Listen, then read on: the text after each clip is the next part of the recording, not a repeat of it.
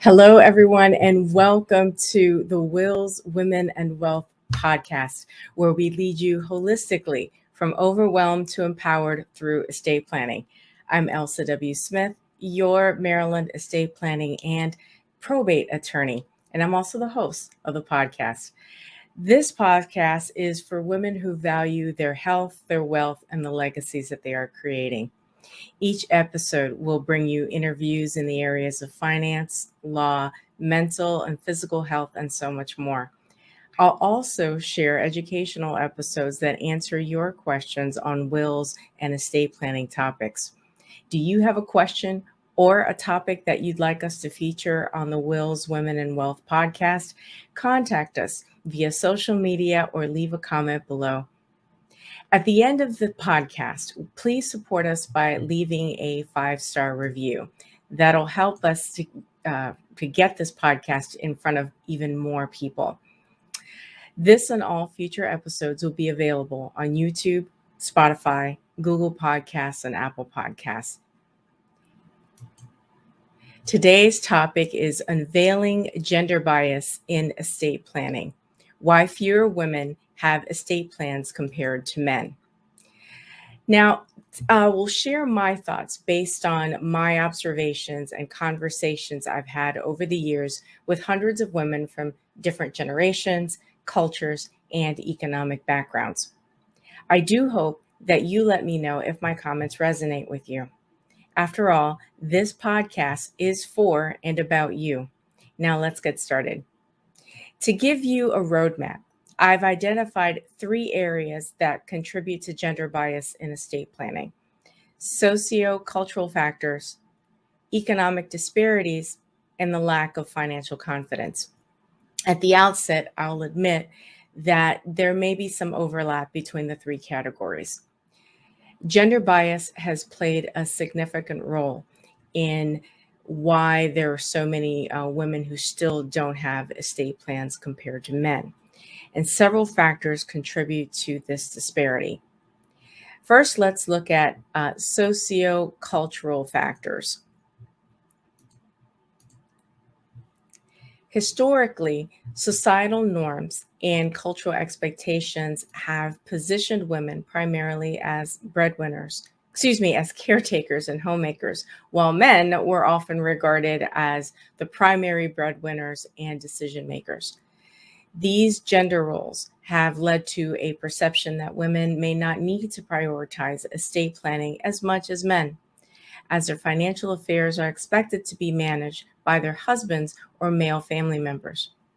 The disparity in estate planning between men and women can be attributed to several sociocultural factors. Now, while it's important to note that these factors may vary across different cultures and societies, here are some common factors that may contribute to fewer women having estate plans. First, gender roles and expectations. Traditional gender roles and expectations can play a significant role in shaping women's attitudes towards estate planning. Historically, women have been assigned primary caregiving roles within families, which often leads to a lesser focus on estate planning and financial matters. And consequently, some women may still perceive estate planning as primarily a male responsibility and may not prioritize it. Next, financial literacy and empowerment. Limited access to financial education and resources hinder women's ability to engage in estate planning. Unequal opportunities for financial literacy and empowerment can result in lower confidence and knowledge about managing assets and making long-term financial decisions, including estate planning. Next, cultural norms and family dynamics can influence women's involvement in estate planning. In some societies, inheritance laws or customs may favor male heirs, leading women to perceive estate planning as less relevant or necessary. Additionally, familiar expectations or obligations can discourage women from actively participating in estate planning, as they may prioritize the well being and needs of their family members over their own. And lastly, women tend to live longer than men, and this demographic reality can influence their perception of estate planning.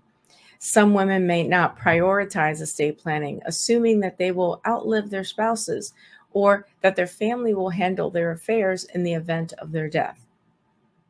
Now let's look at economic disparities. Gender pay gaps and occupational segregation have resulted in women earning less than their male counterparts in many industries. Lower income levels can create financial barriers and limit women's ability to seek professional advice or engage in estate planning services, which are often associated with these costs. Disparities in income and wealth can affect women's ability to engage in estate planning. The gender pay gap and career interruptions due to caregiving responsibilities can result in women having fewer financial resources compared to men.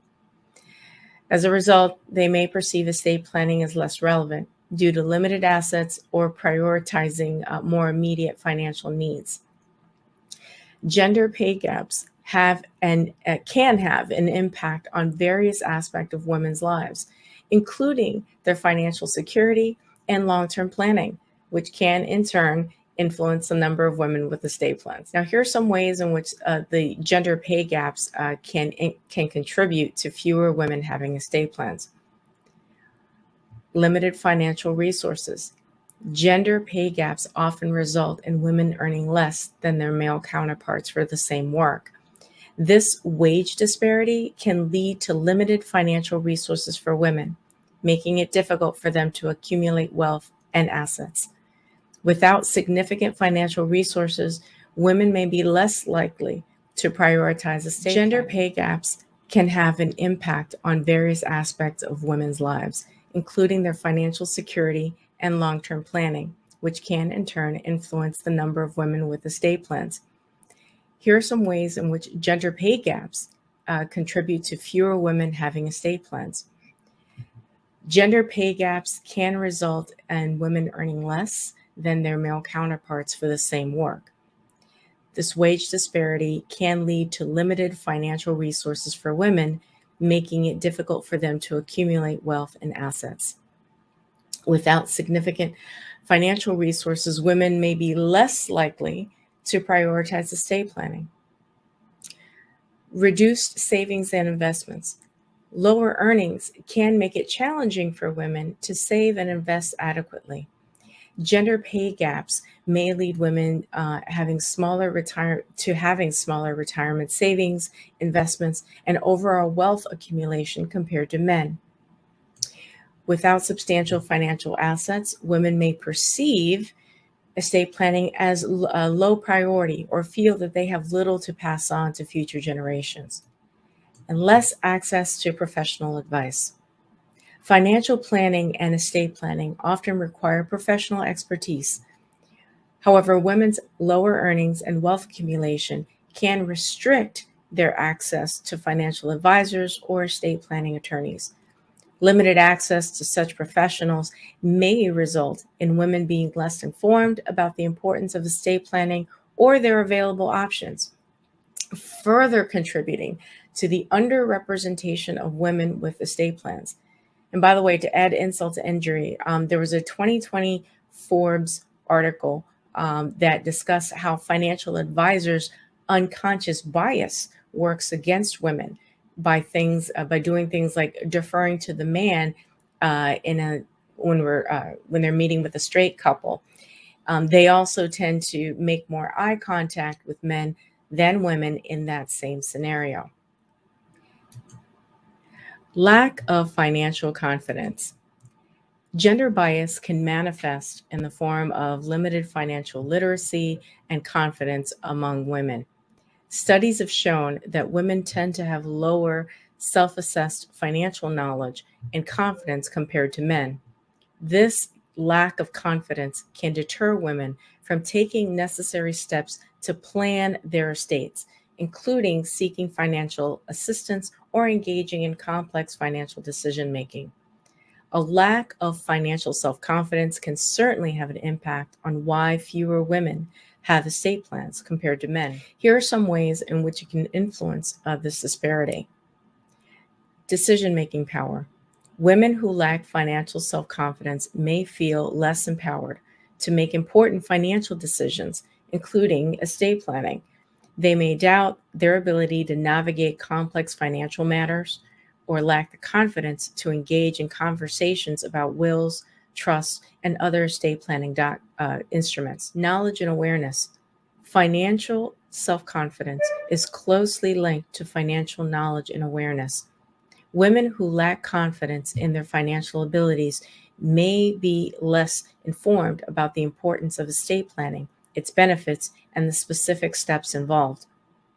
This lack of awareness can lead to procrastination or avoidance of estate planning. Fear of making mistakes. A lack of financial self confidence can create a fear of making mistakes or making the wrong choices when it comes to estate planning. Women may worry about not understanding legal jargon, making incorrect decisions about beneficiaries or assets, or being taken advantage of by advisors. This fear can be a barrier to taking action and seeking professional guidance. Women often bear a disproportionate burden of familial caregiving responsibilities, including caring for children, elderly parents, or other family members. These caregiving responsibilities can consume significant time and energy, leaving women with less bandwidth to prioritize their own estate planning needs. Family dynamics and responsibilities can play a significant role in why fewer women have estate plans compared to men. It's important that this is a general observation, and it certainly doesn't apply to every individual or situation. Here's some things to consider. Traditional gender roles. In many societies, women have historically been assigned primary responsibilities relating to caregiving and raising children. These roles often require significant time and energy, leaving less room for addressing financial and estate planning matters. As a result, women prioritize immediate family needs over long-term planning. We cannot overlook this one, and you've heard me mention this earlier. Cultural and societal expectations.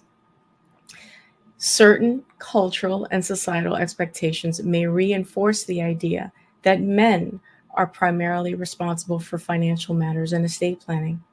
These expectations can influence women's attitudes and perceptions about their roles and responsibilities when it comes to estate planning. Family dynamics can also impact estate planning decisions.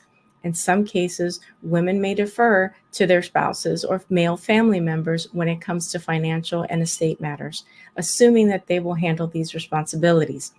This can result in women being less involved in estate planning or just being overlooked when it comes to decision making. I want to add another point here. Sometimes when we talk about family dynamics, it can also be intergenerational.